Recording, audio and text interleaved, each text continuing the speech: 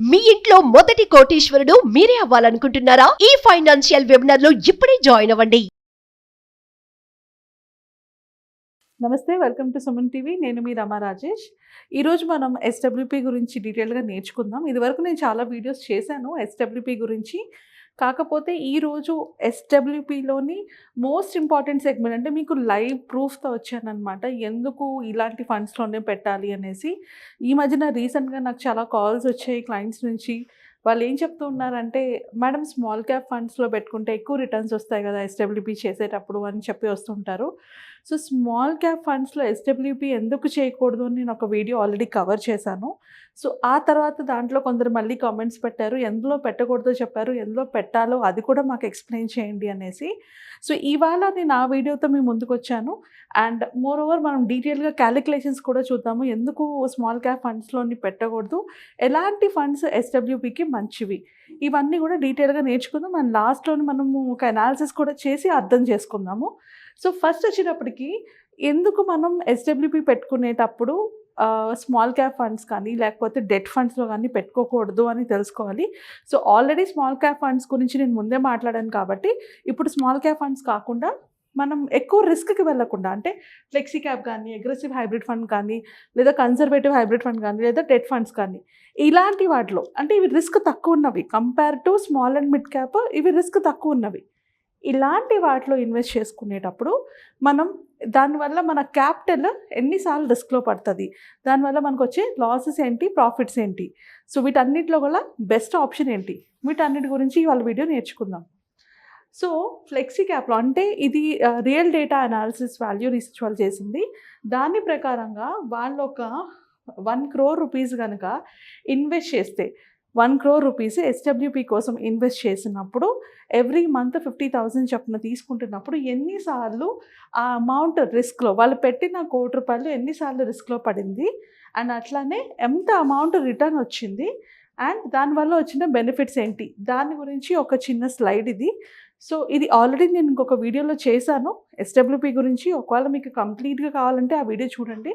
But ఇందులో మనం అర్థం చేసుకోవాల్సిన మోస్ట్ ఇంపార్టెంట్ పాయింట్ ఏంటి అంటే, ఫ్లెక్సీ క్యాప్ ఫండ్లో కనుక మీరు పెడితే, ఒక 10 years పాటు ఫ్లెక్సీ క్యాప్ ఫండ్లో కనుక ఒక ₹1,00,00,000 పెట్టి నెలకి 50,000 చొప్పున విత్డ్రా చేసుకుంటూ ఉంటే, విత్డ్రా అయ్యేటప్పటికి మీ అకౌంట్లో 2 crores to 2.65 crores వరకు ప్రాఫిట్ ఉంటుంది. అండ్ ఆబ్వియస్లీ ఫ్లెక్సీ క్యాప్ అన్నది చాలా హై వాలటైల్ ఫండ్ కాబట్టి మీ కార్పస్ 3 times డేంజర్లో పడే ఛాన్స్ ఉంది. అంటే ఈ 10 years పీరియడ్లోని 3 times మీరు పెట్టిన ₹1,00,00,000 కన్నా పడిపోయే ఛాన్స్ ఎక్కువ ఉన్నది. అండ్ నెక్స్ట్కి వచ్చేటప్పటికి, దీనివల్ల మనకి బెనిఫిట్స్ ఏంటి అంటే ఎక్కువ రిటర్న్స్ వస్తాయి. ఆబ్వియస్లీ ఫ్లెక్సీ క్యాప్ ఫండ్స్లో మనకి రిటర్న్స్ ఎక్కువ ఉంటాయి, కానీ రిస్క్కి వచ్చేటప్పటికి ఇది వాలటైల్ హైగా ఉంటుంది. మనం ఎప్పుడైనా ఏదైనా ఫండ్లో ఇన్వెస్ట్ చేసేటప్పుడు అది హై వాలటైల్ ఉంటే మనకి రిటర్న్స్ బాగా వస్తాయి, కానీ అందులోంచి మనం విత్డ్రా చేసుకునేటప్పుడు దానివల్ల ఎక్కువ యూనిట్స్ని కన్సంప్షన్ చేస్తాము. సో అందుకని ఫ్లెక్సీ క్యాప్ ఫండ్లో కనుక మీరు పెట్టుకుంటూ ఉంటే వాలటిలిటీ ఎక్కువ ఉండడం వల్ల మీకు వచ్చే కార్పస్, అంటే మీ కార్పస్ డేంజర్లో పడే ఛాన్సెస్ ఎక్కువ ఉంటాయి.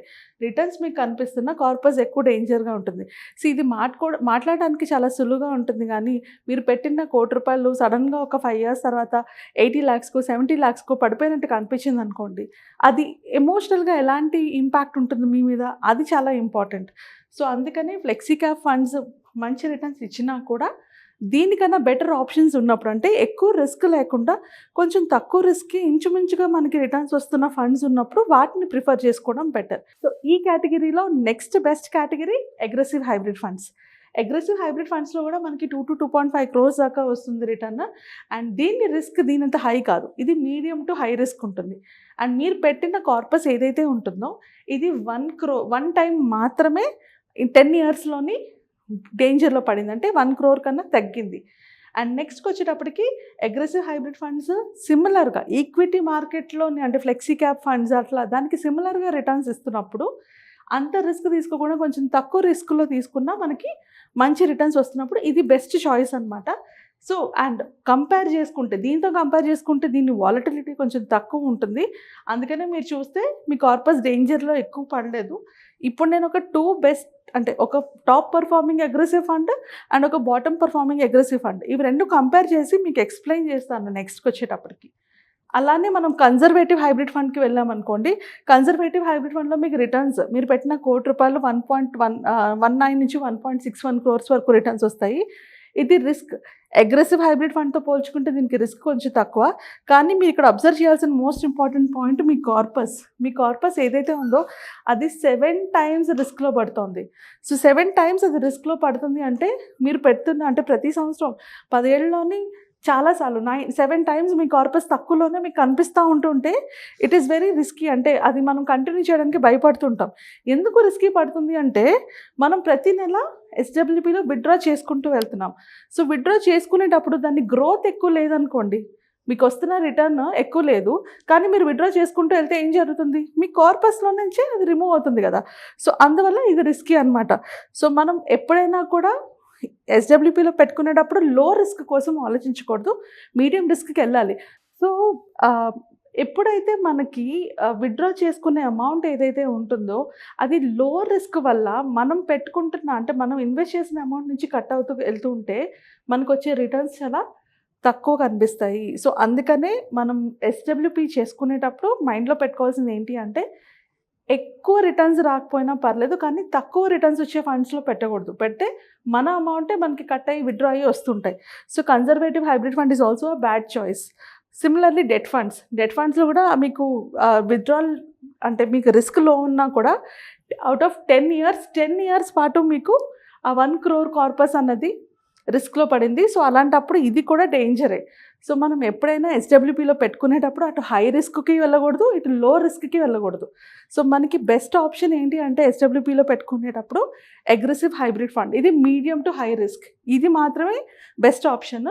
సో ఇది మనం ఇన్ జనరల్ ఇక్కడ 10 years తీసుకున్నాను కదా, మీకు ఒక 15 years టర్మ్ తీసుకొని క్లియర్గా ఎక్స్ప్లెయిన్ చేసి చూపిస్తాను ఎట్లా ఉంటుందో. సో ఇప్పుడు మీరు చూసుకుంటే నేను 2 అగ్రెసివ్ ఫండ్స్ని తీసుకున్నాను, 2 అగ్రెసివ్ హైబ్రిడ్ ఫండ్స్ని తీసుకున్నాను. సో ఒకటి నాట్ వెరీ గుడ్ అంటే నేను బాటమ్ పర్ఫార్మింగ్లో ఉన్న వాటిని తీసుకున్నాను, ఇంకొకటి టాప్ పర్ఫార్మింగ్లో. ఇవి రెండు టాప్ అండ్ బాటమ్ కాదు, మిడ్ లెవెల్లో ఉన్నవే నేను తీసుకున్నాను. అండ్ అలానే ఇది కేవలం అనాలిసిస్ కోసం మాత్రమే తీసుకున్నాను, ఇవేవి రికమెండేషన్స్ కాదు. సో దయచేసి మీరు ఇన్వెస్ట్ చేసేటప్పుడు మ్యూచువల్ ఫండ్స్లోని మీరు మార్కెట్ రిలేటెడ్ రిస్క్ ఉంటుందని గమనించండి అండ్ కేర్ఫుల్గా డాక్యుమెంట్స్ గురించి చదివి మాత్రం ఇన్వెస్ట్ చేయండి. ఓకే. సో అగ్రెసివ్ ఫండ్ నేను ఫండ్ నేమ్ రిమూవ్ చేసేసాను బికాజ్ మనం ఫండ్ నేమ్ డిస్క్లోజ్ చేయకూడదు కాబట్టి. సో ఇక్కడ నేను 20 lakhs అన్న అమౌంట్ తీసుకున్నాను. నెలకి 10,000 ఇన్వెస్ట్ చేస్తున్నారు, విత్డ్రా చేసుకుంటున్నారు. సో టోటల్ విత్డ్రాల్ ఇది 2010 నుంచి స్టార్ట్ అయింది, ఇది కూడా 2010 సేమ్ టైంకే స్టార్ట్ అయింది, రెండు సేమ్ టైంకే స్టార్ట్ అయ్యాయి. సో 2010 నుంచి స్టార్ట్ చేసాం. ఇది స్టార్ట్ చేసినప్పుడు వాళ్ళు విత్డ్రా చేసుకున్న అమౌంట్ 1,80,000. సో మనకి ఇది ఎలా క్యాలిక్యులేట్ అవుతుందో ఎక్స్ప్లెయిన్ చేస్తాను. సో వీళ్ళు నవంబర్న 20 lakhs పెట్టి టోటల్ 7,345 యూనిట్స్ కొన్నారు. అప్పుడు అనేది వాల్యూ 272 యూనిట్స్ ఉంది. సో టోటల్గా వాళ్ళకి వచ్చినవి 7,345 యూనిట్స్. ఇప్పుడు నెక్స్ట్ మంత్ నుంచి వాళ్ళు విత్డ్రా చేసుకున్న అమౌంట్ 10,000. సో ఈ 10,000 విత్డ్రా చేసుకోవడానికి ఈ యూనిట్స్ని సెల్ చేశారు.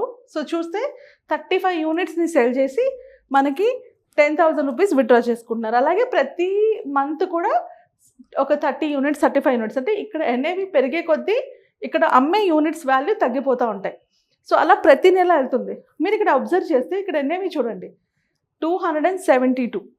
సో మీరు ఈ ఎన్ఏవి పడడం ఇక్కడ ఎక్కడ కనిపించదు మీకు. ఇన్ఫ్యాక్ట్ త్రూఅవుట్ ద పీరియడ్ ఎక్కడ కూడా మీకు ఎన్ఏవి వాల్యూ పెట్టిన దానికన్నా తగ్గడం లేదు. అండ్ అలానే ఇక్కడ కూడా మీరు ఇన్వెస్ట్ చేసిన అమౌంట్ ఇక్కడ నుంచి సెకండ్ మంత్ నుంచి అది పెరుగుతూనే ఉంది. మీరు ఇన్వెస్ట్ చేసిన దానికన్నా పడిపోయిన వాల్యూ అయితే లేదు, రైట్? సో అలా ఎన్ఏవి పెరుగుతూనే ఉంది, ఇక్కడ వాల్యూ పెరుగుతూనే ఉంది. మీరు విత్డ్రా చేస్తున్నారు, వాల్యూ పెరుగుతూనే ఉంది. సో ఎండింగ్కి వచ్చేటప్పటికి ఇప్పుడు దాన్ని ఆ పర్టికులర్ ఫండ్ యొక్క ఎన్ఏవి వాల్యూ 4,000 ఉంది. ఇప్పుడు దాని వాల్యూ ఎంత ఉంది? 4,000 ఉంది. సో ఇంతవరకు వాళ్ళు విత్డ్రా చేసిన అమౌంట్ అంతా 18 lakhs. ఇప్పటి వరకు వాళ్ళు విత్డ్రా చేసిన amount 18 lakhs. So 18 lakhs withdraw చేయగా కూడా ఇంకా 56 lakhs దాంట్లో ఉంది.